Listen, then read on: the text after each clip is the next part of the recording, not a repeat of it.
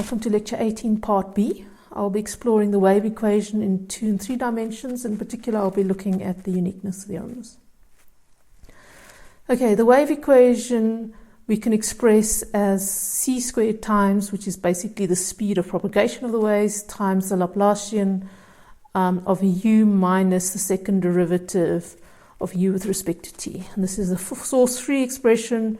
For most part, we're going to be considering the general wave equation with a source, and here R now basically depicts either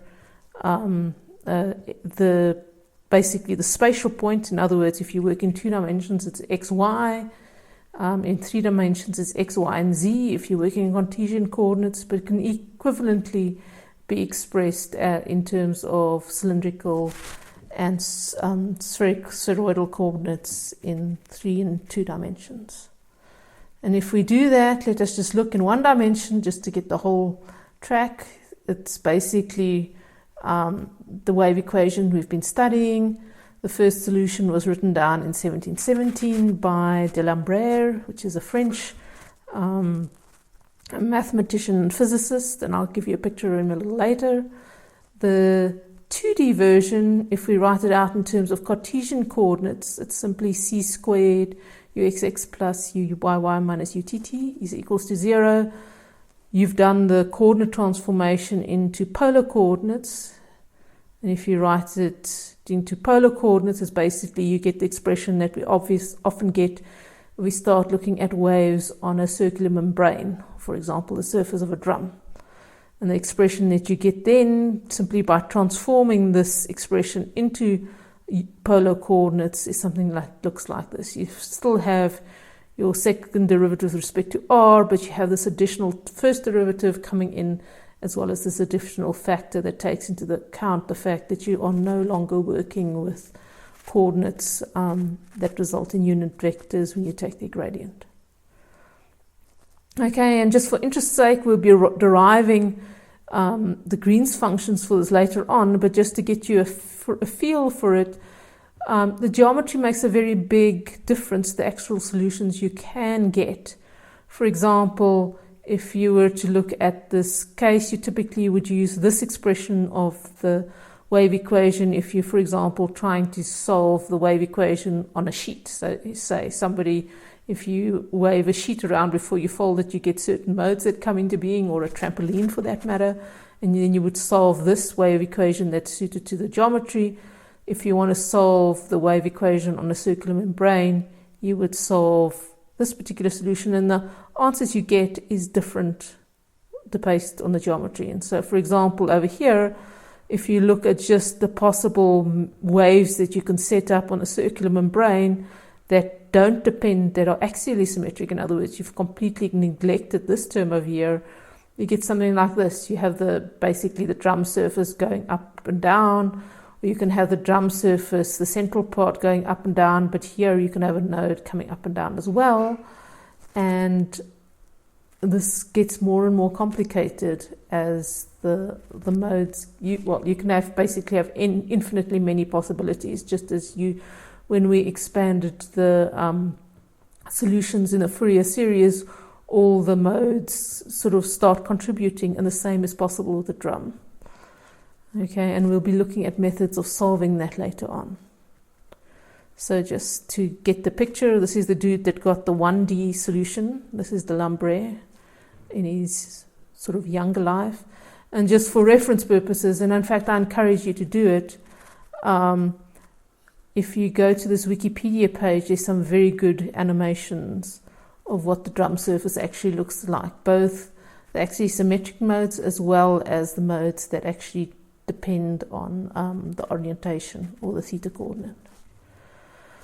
In 3 dimensions, you once again can write the things in Cartesian coordinates, which is trivial, but you can write it in polar coordinates, and the expression looks like this, which we'll look at solving. And you can also write it in terms of spherical coordinates, and there it becomes slightly more complicated. Here rho plays the role of the radial, basically the length of the vector pointing to the radius of the vector pointing to a specific point.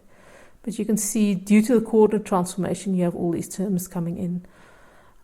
You can either derive this equation directly by making use of the coordinate transformation, or you can use tensor methods, which is something I'll teach you in the second semester.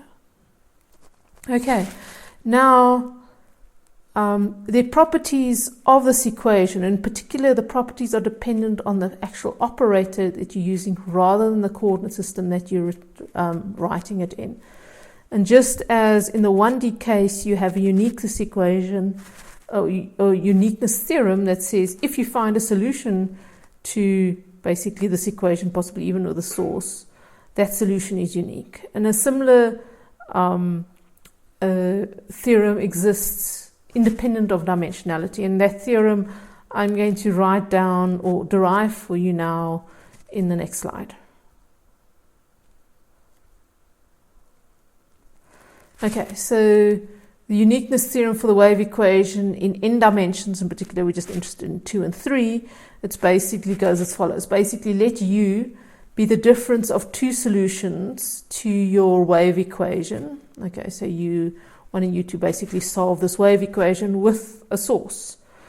And let us assume that U1 and U2 basically obey the same boundary conditions. Okay, say for example on the edge of the drum or the edge of the square sheet that you're waving up and down, as well as the same initial conditions. Okay, say for example the domain we had was the six-sided figure, be it two-dimensional or be it this funny cube in three, or funny, I don't know what you call it, six-sided figure in 3 dimensions, or in fact any other dimension. You then have, you're given let time run upwards, you're given the value of U1 and U2, which is the same on the time t equals to 0. You're interested in how that evolves over time. You're also given the function on the boundary that's basically on all these 6 sides. You explicitly specify either the boundary or the normal derivative to the boundary. Just a note, because it's a second order equation, when you specify the initial conditions, you're going to specify both U and its derivative, like ut, just as we did when we solved the general equation in 1 dimension. Okay, those are the necessary initial conditions to start.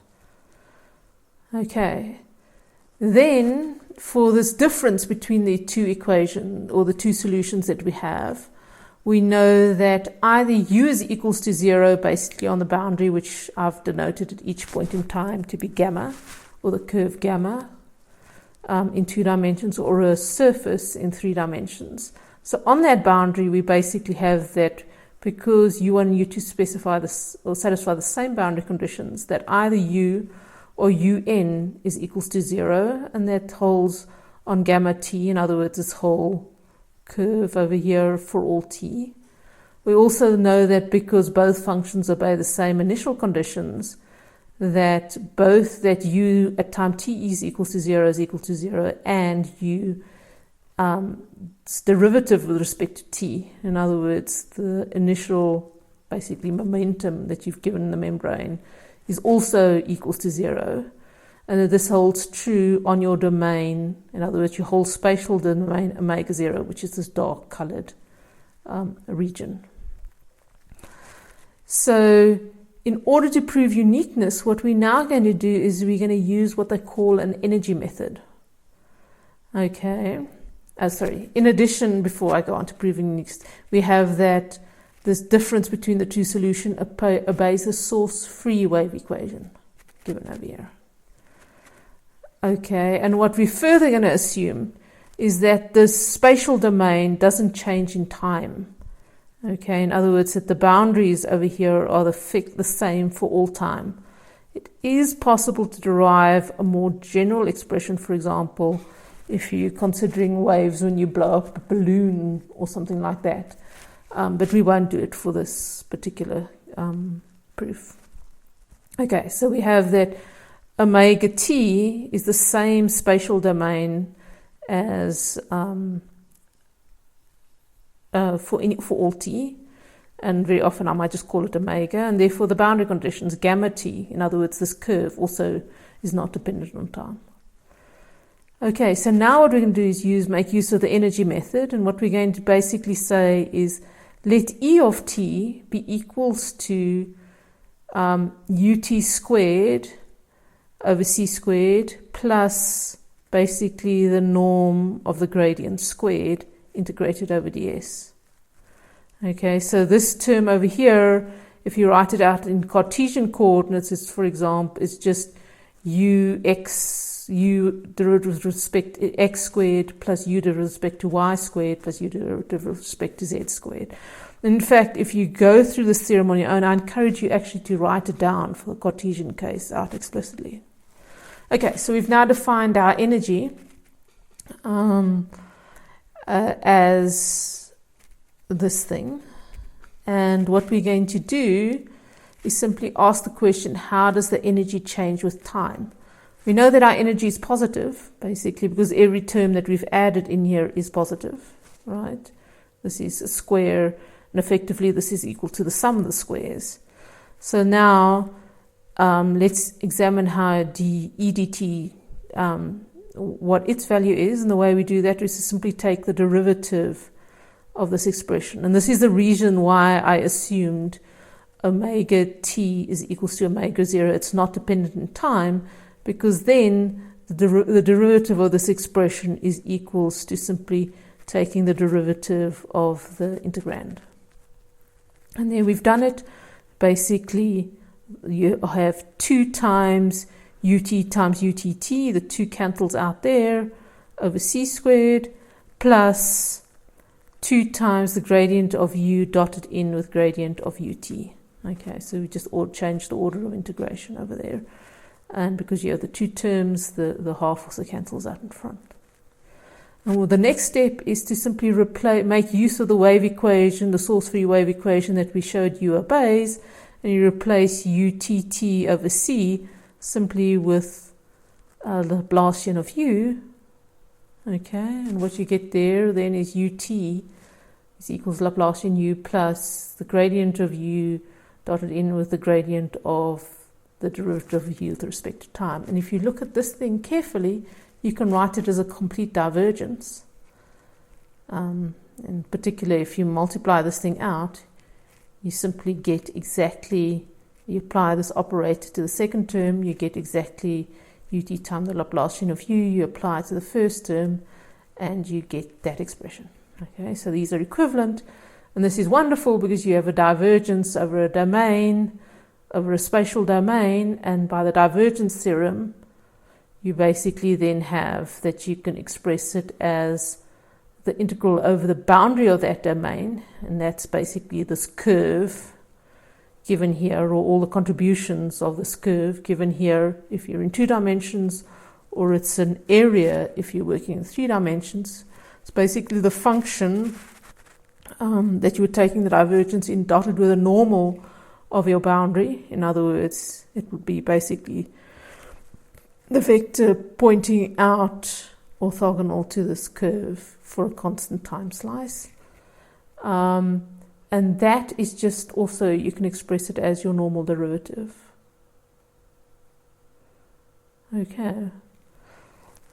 And so now what remains is to evaluate this thing on the boundary.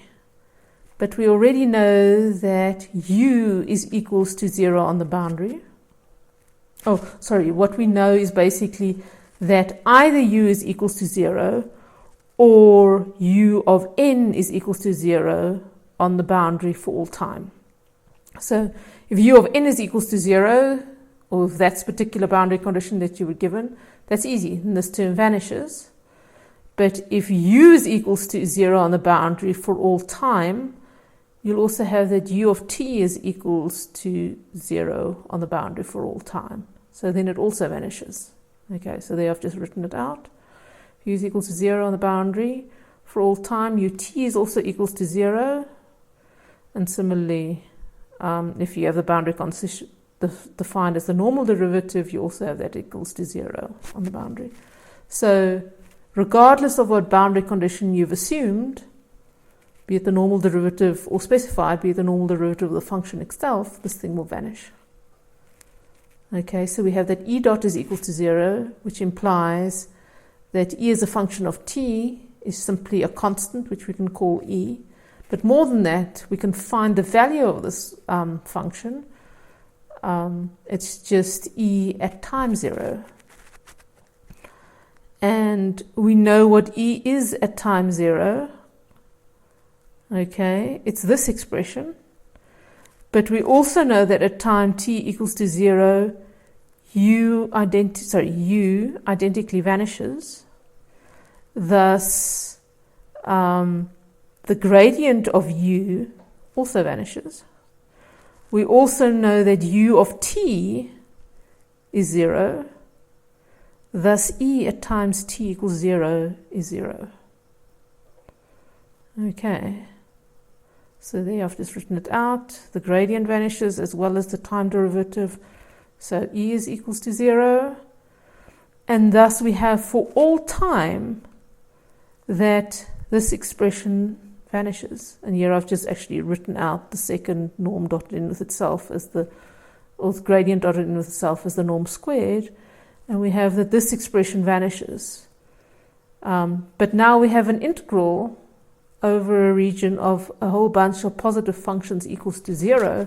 And that is can only be true if the function vanishes at each and every single point. Thus, for all time and every point in the domain, we have that ut is equals to 0 and the gradient of u is equals to 0.